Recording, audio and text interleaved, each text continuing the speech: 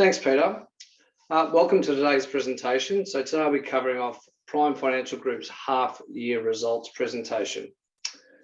Let's just start with the key financial highlights for the half year. So Prime's been in a privileged position to continue our momentum off the back of FY21, where we had our underlying EBITDA grow by 21%.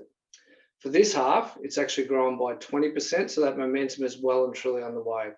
So it's now at $3.4 million for the half year. Importantly, we've been able to continue our organic revenue growth, and that was now up 14% to $12.2 million for the half year, which also resulted in an increase in reported earnings per share, up 14% to 0.66 cents per share. This has allowed us to continue to increase our dividends, and for the period, our dividend was up 67% to 0.5 cents per share. Importantly, at the moment, we're paying a 5% fully franked dividend. We've continued to improve our margins within the business. For the full year last year, we had a 30% operating margin.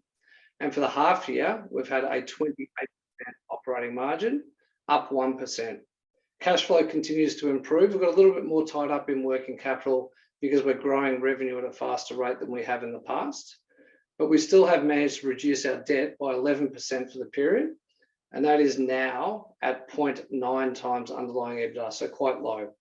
So some other important information in terms of our half year. We've recognised that our team wants more balance, and the reality is that the work from home model is going to continue on. So most of our team will be in the office around about 3 days a week. So that's allowed us to reduce our accommodation out at the space that we lease by about half in our Melbourne office. We have offices in Melbourne, Sydney and Brisbane. But the Melbourne office no longer needs the same space that we previously had. So we will save on a go-forward basis around about $300,000. That will improve our cash flow again. But what that's meant is the way that that is adjusted on the balance sheet is that our reported EPS for the half year is lower than would have otherwise been. So this is a non-recurring item, but at a plus 14% EPS growth for the period is definitely very positive, but it would have been closer to 30% plus if it hadn't been for that readjustment to the balance sheet for the lease. Importantly, we have big belief in our company and where we're going, and so we're in the process of buying back shares. As at today, we've now purchased around about $350,000 worth of shares back at between 17 and 18 cents. So just a little bit more detail on who Prime are, what we do. So we are a firm that delivers accounting, wealth management, capital, corporate advisory services, and SMSF admin and advice. We do that in 3 locations, Melbourne, Sydney and Brisbane, as I said before. And our goal is to be able to surround our clients with a multitude of services to make sure that we're empowering them to achieve their aspirations. We've got a really dedicated team of 110 people that are located in those key locations, plus also in the Philippines as well. And they work very hard as owners of the business to make sure that we deliver exceptional value. We have developed a scalable model where we centralise services for marketing, IT, finance and HR through Melbourne.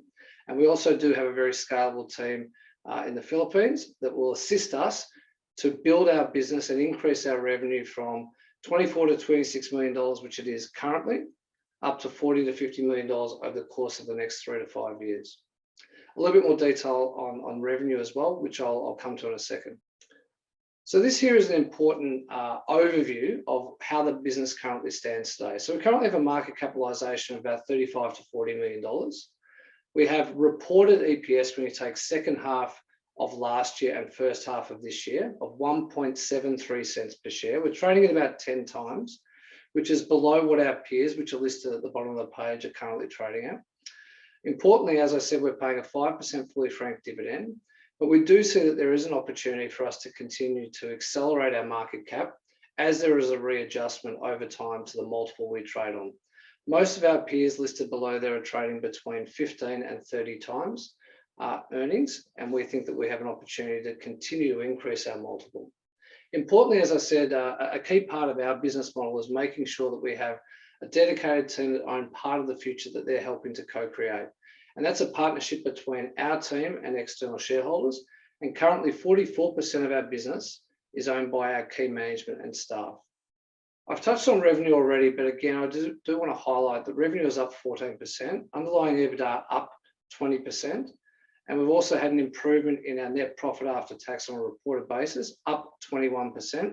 EPS up 14%, and importantly, those strong dividends. Our final dividend last year was up 60% to 0.4 cents per share. Our interim dividend that is going to be paid on the 1st of April is up to 0.5, which is 67% up on the previous corresponding period. So it's important for us to get the balance right. We are driving our revenue growth, importantly driving our earnings and making sure that we're paying back to our shareholders through dividends and capital management via the buyback. So in terms of some of the shapes of our revenue and how our business actually works, 81% of our revenue is generated in those 4 service lines from the Prime brand. But we also partner with other advisory firms that want to access some of the things that we do. That makes up 19% of our revenue, and those firms are typically accounting firms that want to access wealth management, SMSF, and capital. Importantly, 80% of our revenue is generated from our existing customers on a recurring basis. That means it allows us to continue to invest in our business, grow revenue, grow service lines, and continue to add more value for our clients. One of the key things that has been important over the previous 2 periods, including first half and second half last year, is that our revenue has started to accelerate quite substantially. So if you have a look there on the bottom left-hand side, you'll see that H2 last year was up 11% at a revenue line, and H1 this year up 14%. That's a key identifier for us in terms of how our business is tracking for the future. When you look at the shape of that revenue, we break our business into 4 different divisions, but 2 segments. Accounting and capital is put together. And as you'll see on the right-hand side here, accounting and capital has grown 9% versus the previous corresponding period at the revenue line. That makes up 57% of our overall revenue. And wealth management and SMSF, importantly, has started to accelerate. Those areas have been areas of restructure post-Royal Commission, but also areas of growth, particularly on the SMSF side.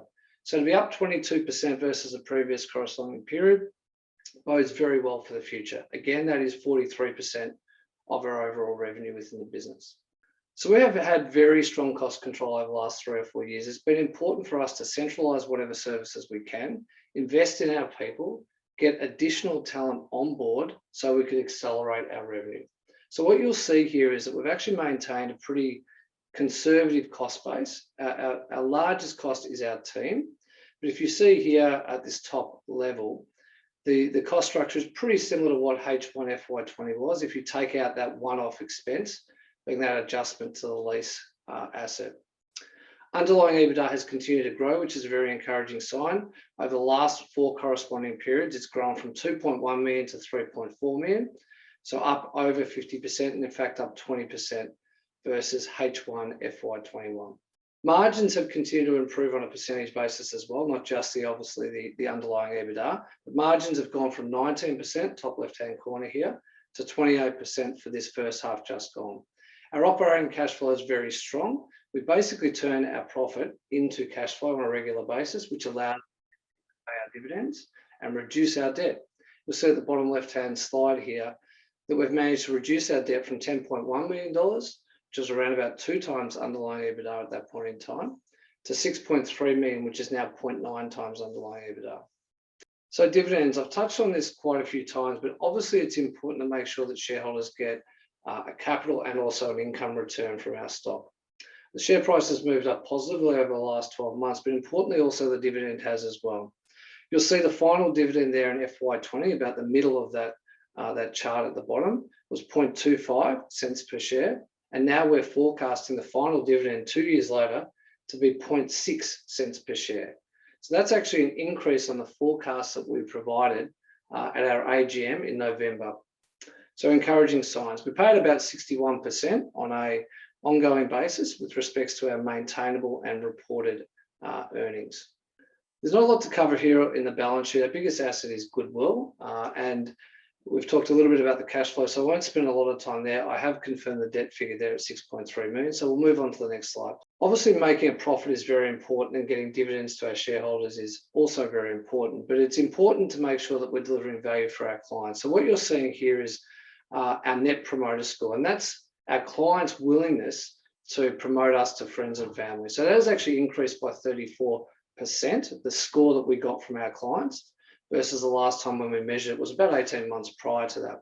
That's important because we've all had a difficult, challenging time in terms of the last 2 years with COVID. But for our clients to continue to value at a higher level what we do is exceptionally important. We also know that it's important to be a responsible member of the community, so our team gives back through various programs, and also the firm gives back via various charities as well. Our strategic plan is really quite basic. We have this philosophy that our clients are better served by getting multiple services through the one experience. That's our one connected professional services firm, team, services, and client together. We'll continue to focus on growing our underlying EBITDA. There will be organic growth through the existing divisions and the natural way that they grow, cross-delivering more services to our existing customer base, and also bringing in new talent to the team, either through acquisitions or them simply being new revenue generators. We'll continue to centralise services. We'll use technology to identify how we're tracking and to deliver more value for our clients. So our priorities remain growth, our people, and systems and efficiencies. In terms of the outlook for the next, or to the end of the financial year, we expect to continue to increase our earnings and our revenue. We expect our earnings to be up between 5 and 10% plus for the full year. We're expecting to accelerate our revenue growth. That should be between 10 and 15% for the year. We'll explore those inorganic and organic growth opportunities. Dividends will continue to increase as per the forecast before for the final to be 0.6 cents per share. We'll continue to look to drive our debt down. We're hoping that will end up somewhere between 0.5 and 1 times. It's currently at 0.9 times underlying EBITDA. The buyback will continue. We think our stock is good value at these current prices. And we'll continue to empower our team to be owners of the business and to be owning part of the future that we're trying to co-create together. That's a wrap up on Prime's half year results.